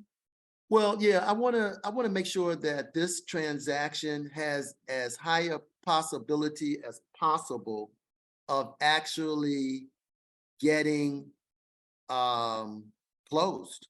Okay. So anytime I write a purchase agreement, I want to make sure that it's going to get closed. That's my whole goal. I want to make sure that it's going to get closed. Okay. Okay. All right. Now let's look at again, the seller has three options: accept, reject, or counter. I'm gonna say this to you. If you are on the listing side of a transaction, and you might want to write this down too. If you're on the listing side of a transaction, of the three things the seller can do, accept, reject, or counter, always attempt to avoid having your seller reject an offer outright. Try to avoid having a seller reject an offer outright. The reason I'm saying that is because sometimes when a buyer receives the offer back and it's rejected, a lot of times they don't make a second one. Sometimes people are offended. Mhm. And sometimes the seller can be offended, because let's look at things real quick. Let's say that a seller has their house on the market for $450. Okay, the buyer offers $380.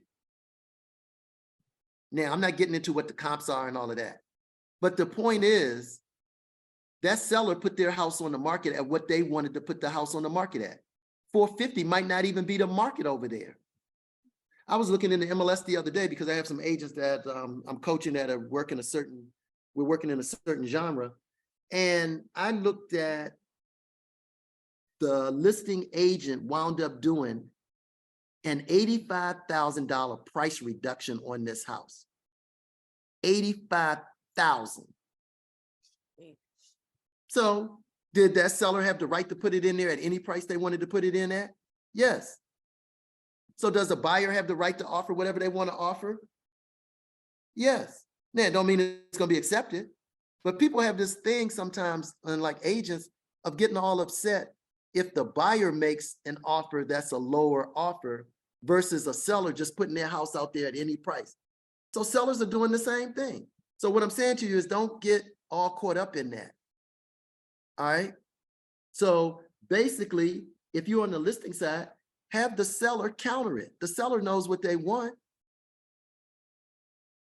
So a lot of times a buyer would much rather work with a counter than a rejection. And it keeps the lines of communication open.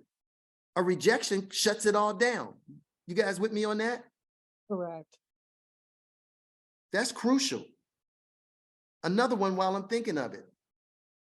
If you have something that's going to be an issue prior to closing, and if they're arguing about something, my advice to you is do everything you can to get it to the table. So what I'm saying is do everything you can to get it to that where you're going to have that closing at that title attorney's office or wherever it's going to be held, versus it getting blown up prior to getting to closing. Because some people will get so mad at whatever the issue is. Well, I'm sick and tired of this. You know what? I didn't think those people were serious anyway. I'm just sick and tired of this. I'm not even going to closing. I'm not even showing up for that. I'm sick of this. I'm done. Okay, now what if they don't show up to closing? Mm. Seller ain't selling the house, buyer ain't buying the house, you're not getting paid. So I would much rather say, well, you know what? Why don't we do this? Because I'm sure we can get all of that worked out. And let's go ahead and go to closing as scheduled, and we'll get that worked out. And if you got a good title attorney, a lot of times that problem gets worked out. That's why you got to have good people on your team. So with you guys being new, you want to start assembling people for your team. You want to start reaching out and making connections with loan officers. You want to start making connections with people that are title people, home inspectors, knowing who some appraisers are. You can't influence the appraisal, but just knowing some names. So you want to start doing that now, because some of you said that you've been in the business like a year. So if you've been doing this a year, okay, let's get this train moving. Let's start driving this bus. Let's start making some money. Let's start helping some families, because you got into it to help families, right? Mhm. Okay, so if you're not operating, think of the families that need you that you're not getting to. So, you know, we got to start walking in our calling, so to speak. Okay. And this is a great first step with you guys being on here. All right, so we talked about that. What were we talking about? Get them to counter. Always get them to counter. Okay, because a lot of times that transaction will work out. All right, sometimes you're going to have to do some negotiation. I'm going to recommend a book to you on negotiation. The book that I'm going to recommend to you, the book is called The Art of Negotiation. The Art of Negotiation. And the book is by Tim Castle. Tim Castle, The Art of Negotiation. All right, now, why am I recommending this to you? Because you guys are in a business that your income is tied to a certain extent to your ability to convey concepts and ideas to people and get them to buy into the concepts and ideas that will get them the results that they want. So it's how you communicate. This isn't what some people think, that this is just your natural raw charisma, your gift of gab, and you're just gonna sway people over and there's nothing strategic about this. That's not the deal. And Keller Williams don't even operate that way. Keller Williams operates off of models, systems, and tools, and a heavy emphasis on training. And I commend you guys for being on here tonight.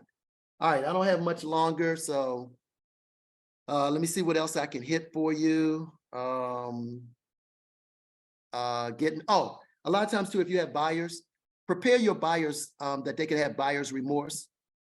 So look, guys, I know this is a big step for you, and I know you're super excited, and I know you're a little bit nervous, and I can sense a little bit of anxiety. Now, I'm going to go ahead and get the purchase agreement presented for you guys, because I know you guys' goal is to build wealth through home ownership. And is that still the case? Who's going to say no to building wealth through home ownership? So get away from talking to people about buying stuff. Start talking to people about owning. Start talking to people about wealth, as opposed to buying stuff and your monthly payment. Well, your mortgage payment would be this. Get away from mortgage payment. Well, your monthly investment would be, which would you rather do? Make payments on something or invest in something? Would you rather buy something or own something? So these little things make a difference. There's something else I'm going to recommend it, because I have my coaching clients doing it right now. I highly recommend, and they love it. It's very few books that I've seen as a coach, a trainer, an instructor that people just love it. And they just like, it's so rare. I mean, I get people talking to me about this book like every day. And the book is called Exactly What to Say. I'll repeat it. The name of the book is Exactly What to Say. The author of the book is Phil, P-H-I-L, M as in Mary, Phil M. Jones. You want the real estate version of this. because there's another book that's by him that's called Exactly What to Say. It's not the real estate version. You want this black and white one. You can get it on Amazon. You'll get the book the next day. I think it's $13.49. The book also is on Audible. So I got it on Audible where I can listen to it in my car. And then when I'm instructed in the mornings, I'm referenced certain pages in the book. So if you want the hard copy, I would get, if I were you, I would get both. This is excellent. And it's not a lot of pages. It's only total pages is around, and it's little. You can see how little it is. It's not one of those big books. It's like 200 pages or something like that. But it has great phraseology in there, beautiful phraseology. You definitely want to add that to your library, to your real estate library. Add that book to your real estate library. All right, we talked about that. Let me see if there's anything else, because we're getting pretty close to the end. I just want to make sure I'm not leaving anything out for you guys. Oh, your daily success system. I got to hit this. I alluded to this a little bit earlier about your Legion, that you got to be in Legion. All right, so let's talk about what your daily success system should look like. All right, part of it is, and this is on page 28, and it says, you want to make sure that you have 10 real estate conversations a day, 10. Now, we're only talking about, when I say a week, I'm talking about a 5-day week. I'm not talking even Saturday and Sunday, just 5 days a week. So 10 a day. You want to add 10 contacts to your command database daily, 10 contacts. Go out and buy yourself some notes, some blank note cards. You want to write 10 handwritten notes a day. Oh, well, why would I want to do that? Everybody's on the internet, and everybody I know, they all want texting or email. Nobody wants to read it, blah, blah, blah. The reason is because nobody does it, and it stands out. So in order to be different, you can't do the same thing that everybody else does, or you'll be them. In this business, people got to take notice of you. In the state of Maryland, there are 43,000 people that have a real estate license. So why you? And you knew? So why you? There's 43,000 other people I could select from. And some of those people are seasoned. So again, you got to do things that differentiate you from other people, because people can make choices. You can't be run of the mill. You can't be bland. Or you'll just fade into the woodwork like the other folks. Okay? All right. What else? Oh, let me finish the list. They have the 10-5 social media enhancement. Here's what the 10-5 is. It's to look at 10 posts on social media, make 5 comments, and send 1 DM, direct message. All right, enrichments is what you guys are doing now. Please make sure you're reading the MREA book and you're following the MREA. It's the real estate Bible. It's Keller Williams' Bible, so to speak. Please make sure you're reading MREA. As a new person, that's a must. That's not optional for you. That's not up for debate. If you're in the Keller Williams system, reading the MREA, that's your reasonable service. All right, then look at appointments. Now, I'm gonna give you, in my opinion, for appointments, if you wanna make money and you wanna make at least, let's say you wanna make $100,000. To make $100,000, I can tell you from past experience how many appointments you need. You need 2 to 3 appointments a week. You wanna make $100,000, you need 2 to 3 appointments a week. All right, and you wanna focus on, if you can, and you can attract listings, then work on the listing side because you make more money because the other agents are working for you. If you're heavily buyer, then guess what? You work for them. So whatever they want to pay you in the MLS, that's what you're going to get paid. Whereas if you're on the listing side, you're dictating more of your compensation. Okay? Everybody got the daily success? Okay, so we're going to wrap up.